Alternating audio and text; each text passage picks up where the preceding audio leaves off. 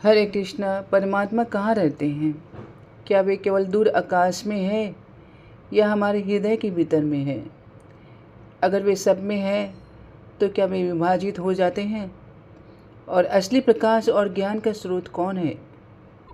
श्रीमद् भगवत गीता के अध्याय 13 के श्लोक नंबर 16 से 18 तक भगवान इन गहन प्रश्नों के उत्तर देते हैं।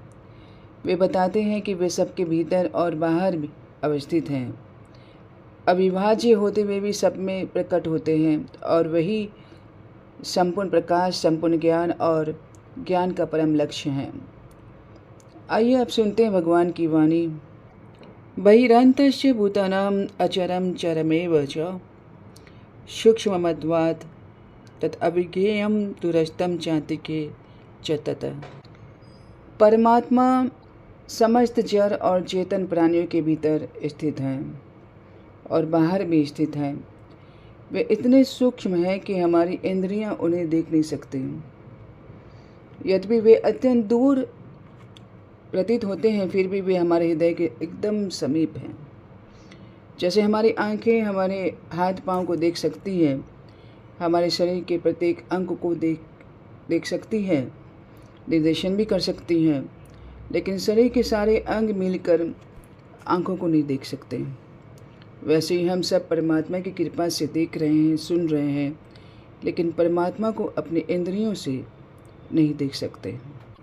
केवल भक्ति ही वह मार्ग है जिसे भगवान अपने आप को प्रकाशित करते हैं। इसलिए हमें भगवान के विषय में शास्त्र से सुनना चाहिए और भक्ति करनी चाहिए।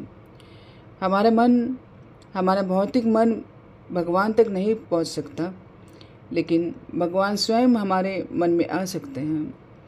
भक्ति करते करते जैसे जैसे हमारे हृदय में प्रेम बढ़ता है, वैसे वैसे भगवान हमारे हृदय में प्रवेश करते हैं और हमारे हृदय को पूरी तरह से शुद्ध कर देते हैं। जब हृदय शुद्ध हो जाता है तो भगवान अपने चरण कमलों को वहाँ से कभी हटाते नहीं हैं। ब्रह्म संहिता में इसकी पुष्टि हुई है। जब हृदय शुद्ध हो जाता है तो भक्त केवल परमात्मा ही नहीं बल्कि अचिंत्य श्याम सुंदर का भी दर्शन करते हैं। भगवद गीता में भगवान ने स्वयं अर्जुन से कहा है, हे अर्जुन, केवल अनन्य भक्ति के द्वारा ही मुझे सही रूप से जाना जा सकता है, मुझे देखा जा सकता है और मेरे धाम में प्रवेश पाया जा सकता है। इसलिए केवल चिंतन या मनन से भगवान को समझा नहीं जा सकता, चाहे कोई करोड़ों वर्ष तक प्रयास क्यों ना करे। जो लोग भगवान से विमुख हैं उनके लिए भगवान बहुत दूर हैं, लेकिन जो भगवान से प्रेम करते हैं उनके लिए भगवान सर्वत्र हैं, हर सांस में, हर धड़कन में, हर दिशा में। अविभक्तं च भूतेषु विभक्तं एव च स्थितं भूतप्रेत च तत्ज्ञेयं कृष्णु प्रभ विष्णु च। भगवान कहते हैं, यद्यपि मैं सबके हृदय में स्थित हूँ, फिर भी मैं कभी विभाजित नहीं होता। मैं संपूर्ण जीवों का पालन करता हूँ, उनका संहार करता हूँ, उन्हें जन्म देता हूँ। जैसे सूर्य एक ही स्थान पर स्थित है, लेकिन जब अलग अलग पात्रों में जल भरा हो तो हर पात्र में सूर्य का प्रतिबिंब दिखाई देता है।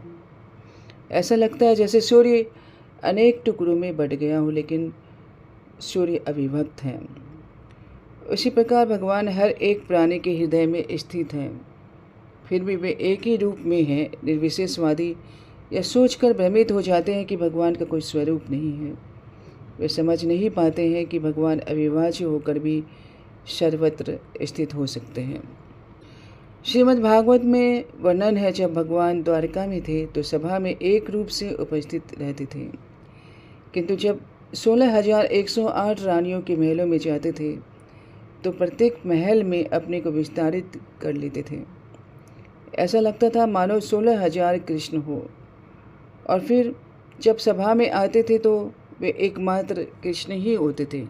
इस प्रकार भगवान अपनी दिव्य शक्ति से विस्तारित हो सकते हैं, फिर भी वे विभक्त नहीं कहलाते। हमें यह जानना चाहिए कि भगवान ही संपूर्ण प्राणियों के पालन करता है, भगवान ही संहार करता है और भगवान ही जन्मदाता है।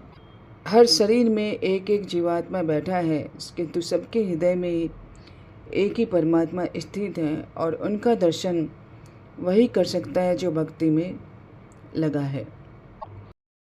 ज्योतिषाम् अपि तत् ज्योतिषतमः परम उच्यते। ज्ञानं ज्ञेयं ज्ञानगम्यं हृदि सर्वस्य विष्ठितम्। भगवान कहते हैं, मैं ही समस्त प्रकाशमान वस्तुओं का प्रकाश हूँ। मैं भौतिक अंधकार से परे स्थित हूँ। मैं ही ज्ञान हूँ, ज्ञेय हूँ और ज्ञान का परम लक्ष्य मैं ही हूँ और मैं हर प्राणी के हृदय में स्थित हूँ। सूर्य, चंद्रमा और सभी तेजस्वी वस्तुएं सब भगवान की ही देह से प्रकट हुए प्रकाश के अंश हैं। उसी दिव्य प्रकाश को ब्रह्म ज्योति कहा जाता है।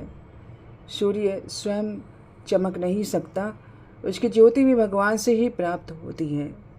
उपनिषदों में वर्णन है, सूर्य के भीतर जो दाहक शक्ति है वह भगवान की शक्ति है। आध्यात्मिक जगत में सूर्य की आवश्यकता नहीं है, क्योंकि वहाँ कभी अंधकार नहीं होता। लेकिन यह भौतिक जगत अंधकार में है।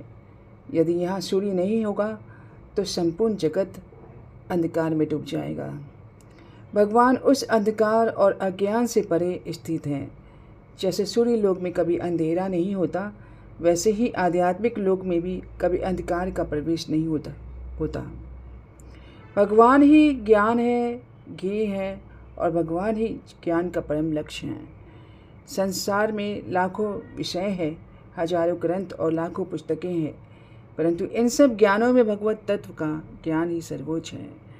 जो भगवान को जान लेता है वह सब कुछ जान लेता है, और जो भगवान को नहीं जानता है उसका सारा ज्ञान अधूरा है।